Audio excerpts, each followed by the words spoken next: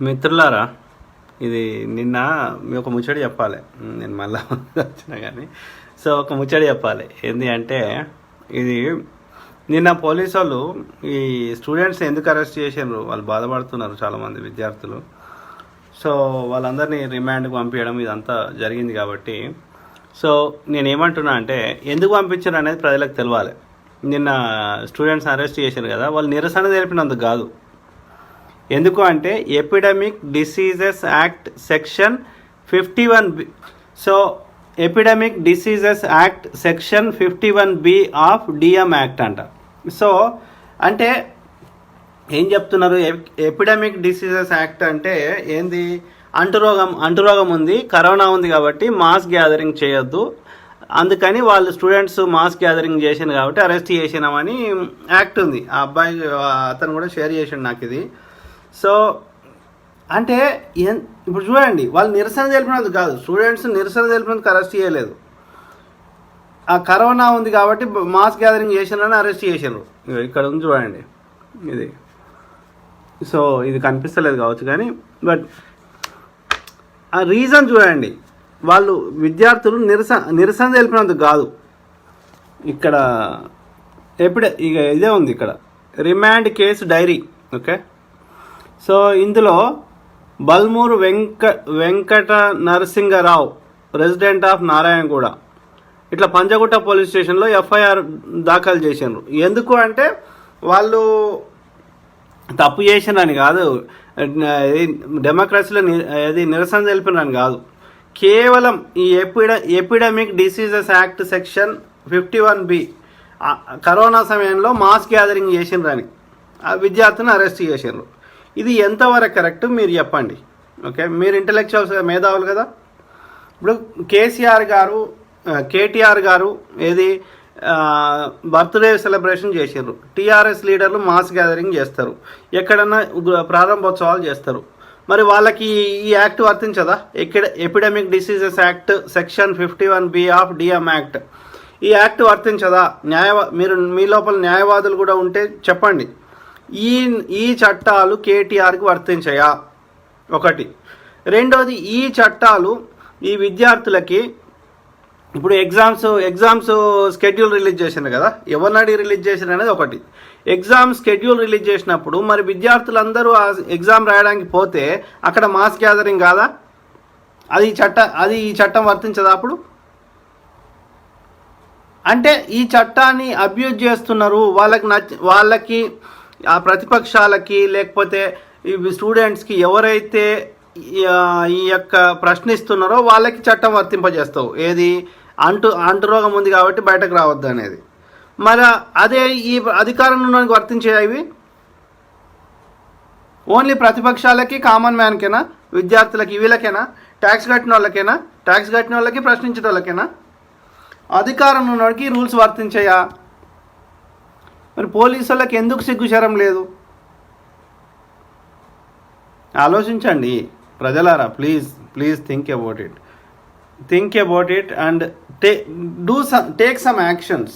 ఎందుకంటే వీళ్ళ అబ్యూజెస్, వీళ్ళ యొక్క అక్రమాలు, అరాచకాలు పెచ్చుపీరిపోతున్నాయి. అది ఎంతవరకు సమంజసము?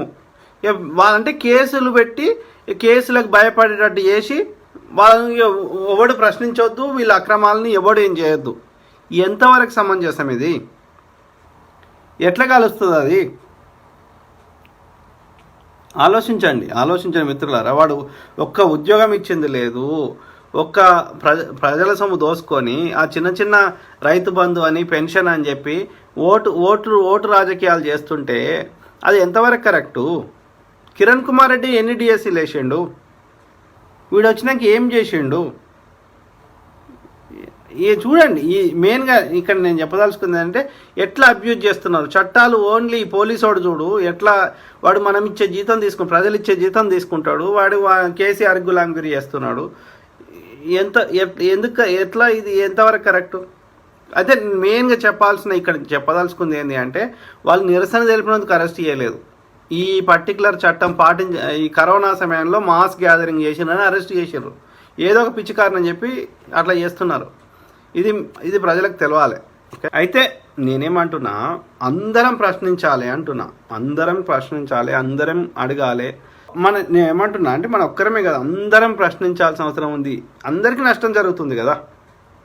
నాకు అర్థం కాదు, వీడు మన భాష మాట్లాడతాడు, మన యాస మాట్లాడతాడు. ఆంధ్రోడన్న మనం ఉద్యమాలు చేయనిచ్చిండు, ఆంధ్రోడన్న మనకు మాట్లాడుకునే భావస్వేచ్ఛ ఇచ్చిండు.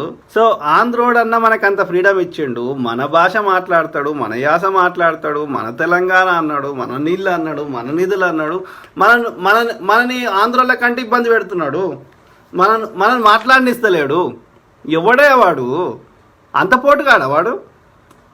కాదు, ఎవడు అందరూ ఓటేస్తే బతిలాడితే వాడైతే పుట్టమది ఇప్పుడు ఓడిపోయినట్టున్నాడు. కానీ వాడు అంతకుముందు మధుసూదనాచారి ఒక్కొక్కడు ఎంత ఓట్లు వేయమని చిన్నపిల్లల ముడ్డీలు కూడా అడిగారు కదా వీళ్ళు టీఆర్ఎస్ వాళ్ళు.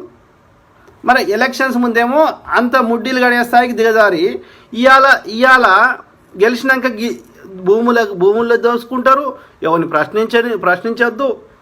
తర్వాత ఏది ప్రశ్నించడం అరెస్టులు చేస్తారు. మరి ఇదే యాటిట్యూడ్ ఎలక్షన్స్ ముందు ఉండాలి. ఎలక్షన్స్ వచ్చినప్పుడు ఎందుకు మరి 3,000 ఇస్తాం, 5,000 ఇస్తాం, మాకు ఓటేయి, ఇక చేయరా అని పనులు అడుక్కోవడంలో కూడా ఒక లెవెల్ ఉంటుంది. మీకు ఈ పని చేస్తాము ఇది అని చెప్పి అడుక్కోవాలి. కానీ ఈ అడ్డమైన విధంగా అడుక్కున్నారు. మరి అప్పుడేమో ఎలక్షన్స్ ముందు అట్లా చేస్తారు, గెలిచినాకనేమో గిట్లనా? ఏమీ సిగ్గుశరం లేదు. కేసీఆర్ అనేటోనికి, కేటీఆర్ అనేటోనికి మనిషికి అన్నం తింటున్నప్పుడు కొంచెమన్నా ఒక 1% అన్నా కొంచెమన్నా మినిమం ఎథిక్స్ ఉండాలి మనిషికి. ఇది ఎట్లా పుట్టినరు అనేది అది అస్సలు అర్థం కాదు నాకు. కరోనా సమయంలో విద్యార్థులకు పరీక్షలు నిర్వహించడం సమంజసం కాదు. హైకోర్టు పిటిషన్ ఆల్రెడీ పెండింగ్లో ఉంది. ఓకే, తర్వాత తెలంగాణ ప్రభుత్వం పరీక్షల స్కెడ్యూల్ విడుదల చేసింది. ఇది విద్యార్థులకు చాలా ఇబ్బందికరం. ఎందుకంటే ఇప్పటికే కరోనా వచ్చి చాలామంది బాధపడ్డారు. ఈ పరీక్షలకు అటెండ్ అయితే ఇంకెక్కువ మందికి వచ్చే అవకాశం ఉంది. కాబట్టి ఇప్పుడు సెంట్రల్ యూనివర్సిటీ ఏం చేసింది అంటే వాళ్ళ విద్యార్థులందరినీ ప్రమోట్ చేసింది సెంట్రల్ యూనివర్సిటీ. అట్లా మన మిగతా మన స్టేట్ లెవెల్లో ఉన్నటువంటి సెంట్రల్ యూనివర్సిటీ మాదిరిగానే మన స్టేట్లో ఉన్నటువంటి వాళ్ళందరినీ కూడా ప్రమోట్ చేయమని విద్యార్థులు కోరుతున్నారు. ఓకే, అది చెప్తే అర్థమైతలేదు. వాడు షెడ్యూల్ రిలీజ్ చేసాడు. మరి షెడ్యూల్ రిలీజ్ చేసినప్పుడు వాళ్ళు పరీక్షలకు పోతారు. పరీక్షలకు పోతే మరి అప్పుడు అంటదా? ఆ పరీక్షలకు పోయినప్పుడు అంటదా ఇది? మరి అది ఎపిడమిక్ కాదా? అది ఎపిడమిక్ అయినప్పుడు ఈ ఎపిడమిక్ చట్టం వర్తించదా? Epidemic diseases act section 51B of DM act ఇది వర్తించదా? వాళ్ళు ఏమైనా అంత పెద్ద క్రైమ్ చేసినరా? అదేమైనా క్రైమ్ చేసి ఏమైనా చంపినరా? మామూలుగా ఏం చేస్తారంటే ఒకవేళ క్రైమ్ చేసినారు అనిపిస్తే అరెస్ట్ చేసి లోపల పెడతారు. పెట్టినప్పుడు ఎందుకు పెడతారు? మన ఇండియాలో చట్టాలు సాధారణంగా బెయిల్ మీద వస్తారు, ఎవరైనా రావచ్చు. అన్లెస్ ఇట్ ఈజ్ నిజంగా ఎవరైనా చంపితే తప్ప, అంటే అతిపెద్ద నేరం అయితే తప్ప మిగతా అన్నిటికీ బెయిల్ మీద బయటకు రావచ్చు. ఓకే, అది కూడా వాళ్ళ పెద్ద పెద్ద నేరం చేసిన వాళ్ళు కూడా ఎందుకు పెడతారు అంటే రిమాండ్ అంటారు దాన్ని. ఓకే, అన్లెస్ వాడు జడ్జిమెంట్ ఇచ్చి వీడు నిజంగా తప్పు చేసిండు అని కోర్టులో నిరూపణ అయ్యే వరకు ఆరోపించిన వాళ్ళందరూ నేరం చేసినట్టు కాదు. కానీ మన ఇండియాలో చట్టాల ప్రకారం వాడిని జైల్లో ఎందుకు పెడతారు అంటే వీడు బయటకు వస్తే ఆ యొక్క ఆధారాలు, ఆ యొక్క దానికి సంబంధించిన కేసుని ఇన్ఫ్లుయెన్స్ చేస్తాడేమో అని. అది కూడా దేనికి? పెద్ద కేసు అయితే, అంటే ఎవరైనా చంపితేనే. మిగతా అన్ని కేసులలో వాళ్ళకి బెయిల్ మీద రిలీజ్ చేస్తారు. ఎందుకంటే అది పెద్ద కేసు కాదు, చంపలేదు కాదా. అటువంటిది డెమోక్రాటిక్ సిస్టంలో నిరసన తెలపడం అనేది అదొక భారత రాజ్యాంగం కల్పించిన ఫండమెంటల్ రైట్. అక్కడ ఏ నేరం చేయలేదు. ఈ కరోనా పిచ్చి యాక్ట్ తెస్తున్నారు కదా, ఆ యాక్ట్ మరి కొంతమందికి సెలెక్టివ్ పీపుల్కి ఎందుకు వర్తిస్తుంది, అందరికి ఎందుకు వర్తించదు అనేది ఇక్కడ నా పెద్ద క్వశ్చన్. అట్లా ఉండదు కదా చట్టం అనేది. ఒక్కరిని దృష్టిలో పెట్టుకొని రాయారు కదా. ఇప్పుడు ఎండ కొడితే అందరి మీద కొడుతుంది కదా, వర్షం పడితే అందరి మీద పడుతుంది కదా. చట్టం రాసినప్పుడు కూడా అధికారంలో చట్టాలు వర్తించాయి, ఓన్లీ ప్రతిపక్షానికి, స్టూడెంట్లకి, ప్రశ్నించడానికి వర్తిస్తుందని రాయలే కదా. పోలీసు మిత్రులారా, అదేవిధంగా అడ్వకేట్లు ఎవరన్నా ఉంటే రండి. అడ్వకేట్లు మంచోళ్ళే ఉన్నారు. పోలీసోడే గులాంగిరి చేస్తున్నాడు, వాళ్ళకి తెలియలేదు పోలీసునికి. వాడు ఏమనుకుంటుండ అంటే కేసీఆర్ మన ఇంట్లోకి వెళ్ళి జీతం ఇస్తుండ అనుకుంటున్నారు. కేసీఆర్ ఇస్తలేడు రాబాయ్, ప్రజలు ఇస్తున్నారు. అది గ్రహించండి పోలీస్ మిత్రులారా. వాడు ఏం చేయలేడు. ఒకటి గవర్నమెంట్ ఉద్యోగం బెస్ట్ అడ్వాంటేజ్ ఏంటి అంటే వాడు పీకలేడు. ఓకే, మహా అంటే ఏం చేస్తాడు? ట్రాన్స్ఫర్ చేస్తాడు. ట్రాన్స్ఫర్ అనేది ఎందుకు పెట్టిర్రు అంటే వాళ్ళ పరిపాలనా సౌలభ్యం కోసం ఒక ప్రాంతం నుంచి చేస్తారు. అది కూడా తెలంగాణ ఎంత ఉంది, 10 డిస్ట్రిక్ట్లు ఎంత ఉన్నాయి తిప్పి కొడితే. ఏడేస్తాడు హైదరాబాద్కి వెళ్ళి ఆదిలాబాద్ వేస్తాడు, ఆదిలాబాద్లోనే హైదరాబాద్ వేస్తాడు, ఇంతే కదా. 3-4 గంటలే కదా మొత్తం ప్రయాణం ఎట్లా పోయినా. అట్లీస్ట్ మీకు ఆత్మతృప్తి ఉంటుంది కదా, పండుకుంటే నిద్ర పడుతుంది కదా. ఎందుకు ఈ గులాంగిరి చేస్తారు పోలీస్ మిత్రులారా? వాడు మీ జీతం అయితే ఆపలేడు కదా. మీకు కూడా వాడు ఇబ్బంది పెడితే మీరు కూడా కోర్టుకోవచ్చు, ప్రభుత్వం మీద కూడా కేసులు వేయచ్చు. అదే చెప్పిండు ఆ స్టూడెంట్ లీడర్ కూడా అదే చెప్పిండు, అన్న వీని మీద కూడా కేసు వేద్దామని చెప్పిండు. సో వేయాలి, ఎందుకంటే వాళ్ళు దే ఆర్ అబ్యూజింగ్, పోలీసు వాడు కానీ గవర్నమెంట్ కానీ దే ఆర్ అబ్యూజింగ్, అది కరెక్ట్ కాదు. సో ఎట్లా మరి వీళ్ళని ఎట్లా ఇది ఇప్పుడు పవర్ ఏమో ఎవరికి లేదా, మంత్రులకు ఓడి నిర్ణయం తీసుకునే అధికారం లేదా. మళ్ళా తప్పు చేస్తేనేమో మంత్రుల మీద రుద్దుతారు, ఓకే, లేకపోతే అధికారుల మీద రుద్దుతారు. అధికారం మాత్రం వీళ్ళ చేలో పెట్టుకుంటారు. మరి వీళ్ళు ఇంత అన్యాయం చేస్తుంటే వీళ్ళని ఎట్లా ఆపాలి? ఇప్పుడు స్టూడెంట్స్ పాపం వాళ్ళు బాధపడుతున్నారు, కరోనా సమయం ఉంది, వాళ్ళు అన్ని రకాల ఇబ్బంది పడుతుంటే వాళ్ళకి హెల్ప్ చేయాల్సింది పోయి వాళ్ళని ఇప్పుడు ఈ కష్టకాలం ఉంది కదా, మనం మరి ప్రమోట్ చేద్దామా ఏం చేద్దాము అని ప్రజల అభిప్రాయం తీసుకోవాలి. దానికి ఒక మీనింగ్ఫుల్ సొల్యూషన్, వాళ్ళందరూ అంగీకారంతో ఒక మీనింగ్ఫుల్ సొల్యూషన్ పట్టుకోవాలి. కానీ అరెస్ట్ చేసుడు ఏంది భయ్? అరెస్ట్ చేసినా ఒకవేళ నీకు అట్లా అనిపించినా కానీ ఏదో జరిసే అటు కొంచెం దూరం ఊరవతలు వదిలేస్తే అయిపోయి వాళ్ళే పోతారు. ఈ అడ్డమైన కేసులు ఎందుకు పెడతావు కేసీఆర్? ఏమి నీకు పిల్లలు లేరా, నీకు మనమడు లేడా? ఊసూరు ఈ ప్రజలందరినీ ఇబ్బంది పెడితే వాళ్ళు కష్టపడి కట్టిన పైసలు తింటే, లేకపోతే వాళ్ళని ఇట్లా అరెస్ట్ చేస్తే, ఇట్లా నోరువారేసుకుంటే నీకు ఊసూరు తలగదంటావా కేసీఆర్? తలగదా? నువ్వు చిన్నజీఆర్ స్వామి సాష్టాంగ నమస్కారం చేస్తావు, ఆ స్వామీజీ మొక్తావు, జయేంద్ర సరస్వతి అంటావు. వీళ్ళందరూ నీకు స్వామీజీలకు ఇదే చెప్పినరా? దేవుని కూడా మొక్తావు కదా నువ్వు. మరి నీకు ఉసురు తలగదంటావా? వాళ్ళందరూ తిట్టుకుంటే నీకు తలగదంటావా? నీకు కానీ, నీ మన్మానికి కానీ, నీ కొడుకు కానీ తలగదంటావా? నిన్ను ఇవాళ మస్తు మంది చూస్తున్నాం కదా, పెద్ద పెద్ద పైసలు ఉన్న వాళ్ళు కూడా చచ్చిపోతారు కదా కరోనా వచ్చి కదా.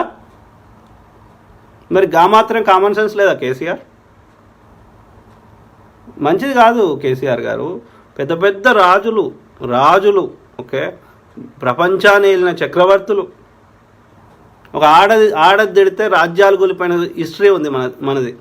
అది మహాభారతం కావచ్చు, రామాయణం కావచ్చు, ఇంకోటి కావచ్చు, అంతే కదా. రామాయణం మొత్తం సీతమ్మ గారిని ఎత్తుకొచ్చిండనే కదా, పరాయవాడి భార్యను తీసుకొచ్చిండనే కదా మొత్తం స్టోరీ. మహాభారతంలో కూడా అదే కదా, ఆమెను అవమానించిండ్రనే కదా, ఆమె ఒక నవ్వినందుకు మొత్తం నాశనం అయింది కదా. సో తగులుతుంది కేసీఆర్ గారు, తగులుతుంది. ప్రజలు తిట్టుకుంటే ఆ ఉసురు తగులుతుంది. అది మంచిది కాదు, నీకు మంచిది కాదు, నీ పిల్లలకి నీ మన్మళ్ళకి మంచిది కాదు. ఇప్పటికైనా మేల్కో, నువ్వు నమ్మే దేవుని అన్నా అట్లన్నా గుర్తు చేసుకో. ఓకే, హాయ్ ఫ్రెండ్స్, మా టుడే టుమారో యూట్యూబ్ ఛానల్ చూస్తున్నందుకు చాలా థ్యాంక్స్. మరిన్ని లేటెస్ట్ వీడియోస్ కోసం వెంటనే సబ్స్క్రైబ్ చేయండి. అలాగే ఈ బెల్ ని కూడా రింగ్ చేసేయండి. మా నోటిఫికేషన్స్ అన్ని మీ మొబైల్లో వస్తాయి. అలాగే మా వీడియోస్ మీకు నచ్చితే లైక్ చేయండి, షేర్ చేయండి, నచ్చకపోతే కామెంట్ చేయండి.